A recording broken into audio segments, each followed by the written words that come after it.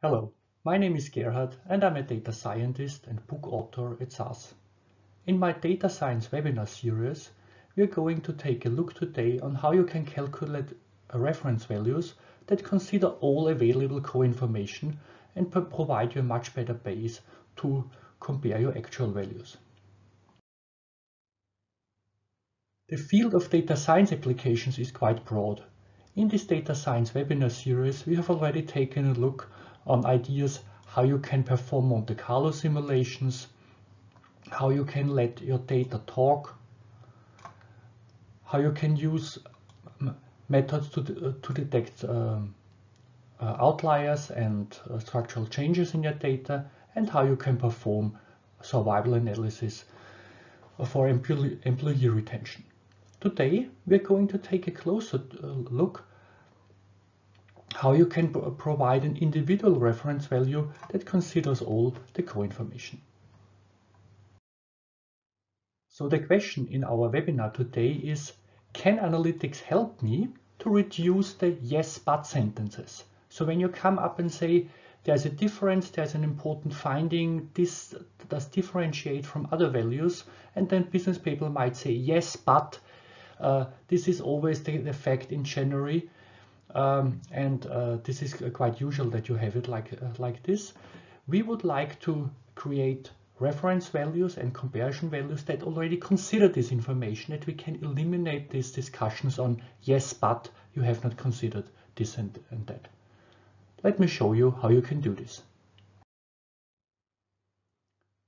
The important thing is to consider that one size usually does not fit all here, because you have to consider the individual, sometimes it's seasonal, variation in the data, and you have to consider this when calculating the reference value. In a recent webinar, I have shown simulation scenarios for the water level at Lake Neusiedl, and of course this is also something which has some seasonal variation. And if we take a look on that data, we see that a water level, for example, of 115.4 meters above sea level might look overall as a value which is still within the first and the third quartile. However, as soon as we individualize our data and say, let's go and plot the data now per month, we see that there's quite a seasonal variation as the lake gains and loses water based on the temperature and on the rainfall. So when there is in summer quite a lot of evaporation and hot days, more water evaporates and the water level is going down.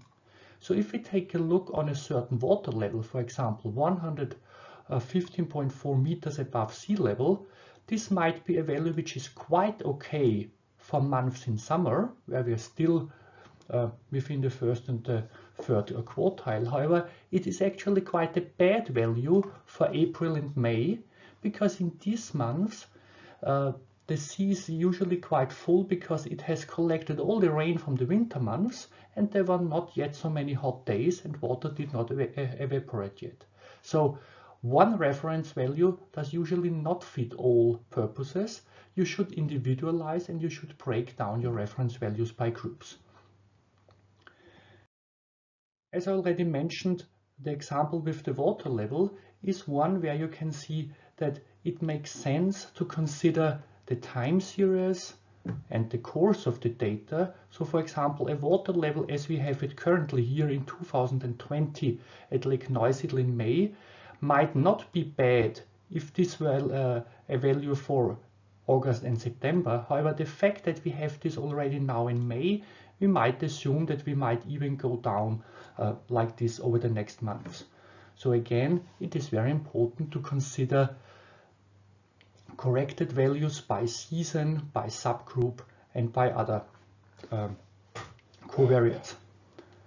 I have run simulation scenarios in a separate webinar where I show how the water level at Lake Neusiedl can be simulated for the summer months in 2020.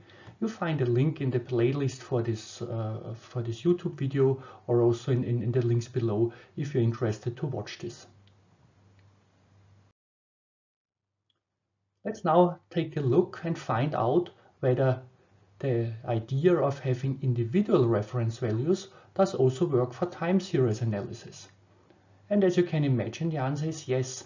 And I've also already shown this in a previous webinar where you see how you can detect outliers in time series data, where, for example, the course over time is considered and then certain points in time are found out where the time series changes its course, has a different seasonal variation and so on. So, for example, take a look at a time series like this. We see it's a time series where we have data for 5 years. And if we now say we detected some outliers in specific months, it might be the case that business says yes, but, a sentence which very often comes up, in certain calendar months we always have more events or more purchases or less events, and we still need to check this manually.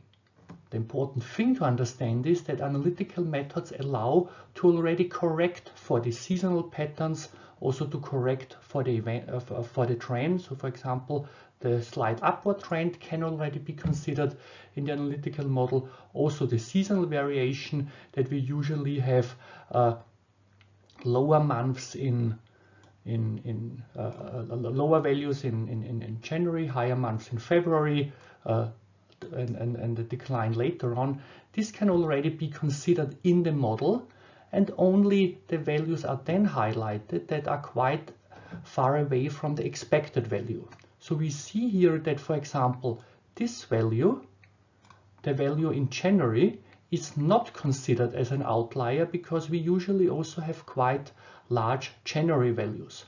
However, we do not have usually so large February values, so this is the fact while a quite similar value for February is considered to be an outlier, whereas the similar value for January was not considered to be an outlier.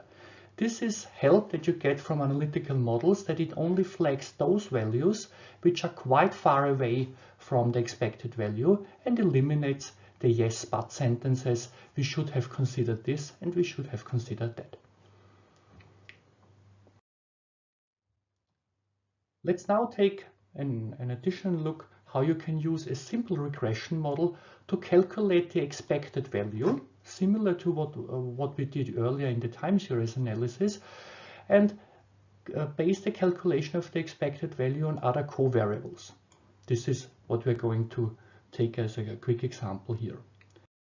In my example, I'm going to take a look on medical data, and we take a look on the cholesterol value. And for the cholesterol value, there might be an upper and a lower limit. However, if we look, for example, very specifically on our patients in our study here, we might want to find out which patients are quite far away with the cholesterol value from the expected value compared to their peers. And the definition of their peers is that I consider now in calculating the expected value based on their age, their gender, their weight, their stage of the tumor, and also the center, meaning the country or the city where they live. So this means we are now going not to calculate an average value of the cholesterol, but we are going to calculate individual averages or individually predicted or expected values for cholesterol based on those 5 covariates that are considered here. This allows us to have a much more individual comparison compared to a larger model, compared to an average model, as if we would not consider this. Let's take a look on how this looks graphically. So as we already said, if you only have one average value, you might say all values that are larger than this certain threshold are outliers. However, the question is whether this is really true. Let's take a look on the data as we have it here, as I described later on. On the horizontal axis, I have just aligned the patients in random order, one by one, and on the y-axis we see the cholesterol values.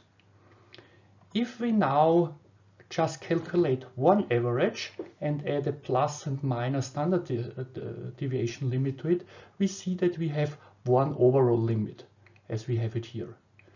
However, if we calculate the individual limits based on the expected value from their peer groups, you remember that we used 5 covariables to define the peer groups, we see that we receive individual limits here by a line as we have it here.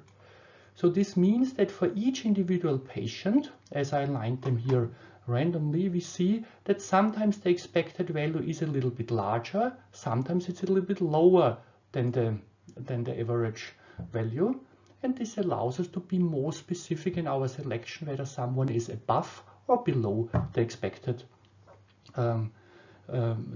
threshold. So we see that we have groups here which are outliers, which are quite far away from the expected value. However, we also see that we have outliers, that we have data points that would have been outliers overall. So you see them here in this section. They were above the overall limit. However, they are still within the individual limit. So this means, yes, they are larger than the grand total. However, compared to the individual peer group, they are not really much larger. In contrary, we of course also then now see overlooked outliers. For example, these points or these values of certain patients were still within the overall control limit or the overall threshold. However, they are above the value what we would expect compared to the peer group. And this is also a very important example to see how analytical methods allow you to calculate a threshold or a comparison value which is not one size fits all, but individualize, as you see here, there's an up and down based on other variables, on other covariates. And this is how analytics can help you to be more specific, to be more precise, and have a much fairer comparison whether someone is in or out a reference limit. To summarize, we have seen another example where analytics and data science is there to help you. The idea is that you get a clear and more objective picture of your data and your analysis subjects. You see that we were able in this analysis to identify those observations, those points in time, those calendar months or those individuals which are far away from their individual expected value, and this allows us to find data very quickly in our data and receive these findings automatically and not having to search individually and compare for each individual patient, for each individual month. We found this, but is this usually a very high or very low month? This has already been automatically done by our analytical model and allows us to run this analysis over and over again and just take a look at those who are very suspicious.